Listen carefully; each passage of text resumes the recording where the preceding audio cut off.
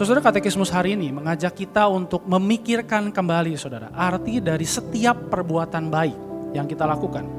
So, saya mengajak kita untuk memahami arti perbuatan baik kita dari dua sisi, saudara. Saudara, sisi yang pertama, perbuatan baik kita tidak pernah bersifat transaksional, saudara. Karena perbuatan baik kita bukanlah usaha kita supaya kita diselamatkan oleh Tuhan. Perbuatan baik kita tidak akan pernah bisa membayar harga yang teramat mahal dari keselamatan hidup kita. Saudara, pemazmur di Mazmur 49 ayat 8-10 berkata demikian. Tidak seorang pun dapat membebaskan dirinya atau memberikan tebusan kepada Allah sebagai ganti nyawanya. Karena terlalu mahal harga pembebasan nyawanya dan tidak memadai untuk selama-lamanya. Supaya ia tetap hidup untuk seterusnya dan tidak melihat lubang kubur. Saudara, perbuatan baik kita juga bukanlah usaha kita supaya terlihat baik atau punya wajah kehidupan yang baik gitu.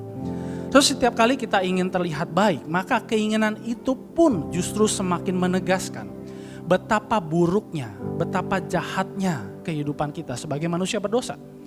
Manusia lain bisa, saudara, melihat kita baik melalui apa yang kita lakukan.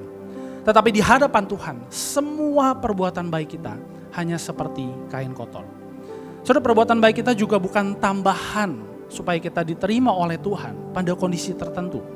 Saudara, penerimaan yang paling besar Tuhan sudah berikan bagi kita justru ketika kita lemah, kita tidak berguna, kita di dalam dosa. Saudara, Rasul Paulus di kitab Roma mengatakan di pasal 5 ayat 6 dan 8. Karena waktu kita masih lemah, kita tidak mampu menyelamatkan diri kita sendiri. Kita tidak mampu untuk berbuat baik, saudara. Kristus telah mati untuk kita, orang-orang durhaka pada waktu yang ditentukan oleh Allah. Akan tetapi Allah menunjukkan kasih-Nya kepada kita. Oleh karena Kristus telah mati untuk kita ketika kita masih berdosa. Ketika kita masih dalam dosa, penerimaan terbesar sudah Tuhan lakukan bagi kita. Dan saudara, perbuatan baik kita bukan usaha kita untuk memaksa atau menyuap Tuhan untuk melakukan apa yang kita minta. Saudara, Tuhan kita bukan berhala atau dewa-dewi yang harus disuap atau dipuaskan dengan hal-hal tertentu termasuk perbuatan baik, saudara. Tuhan kita adalah pribadi yang cukup pada dirinya sendiri. Dan apa yang Tuhan berikan kepada kita tidak pernah didasari oleh perbuatan-perbuatan baik kita.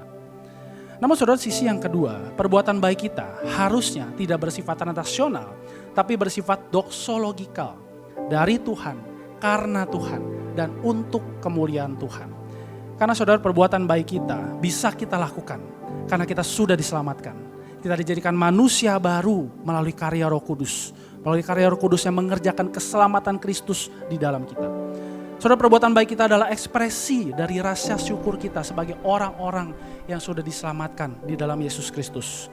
Dan saudara, perbuatan baik kita adalah luapan dari limpahnya kebaikan Tuhan di dalam hidup kita.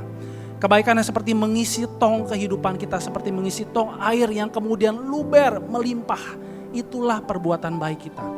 Sehingga saudara, perbuatan baik kita yang adalah ekspresi rasa syukur kita, luapan dari kebaikan yang Tuhan berikan kepada kita.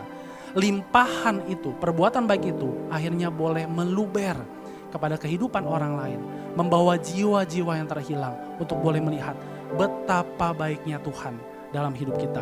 Betapa besar berkuasanya Tuhan yang sudah menyelamatkan kehidupan kita.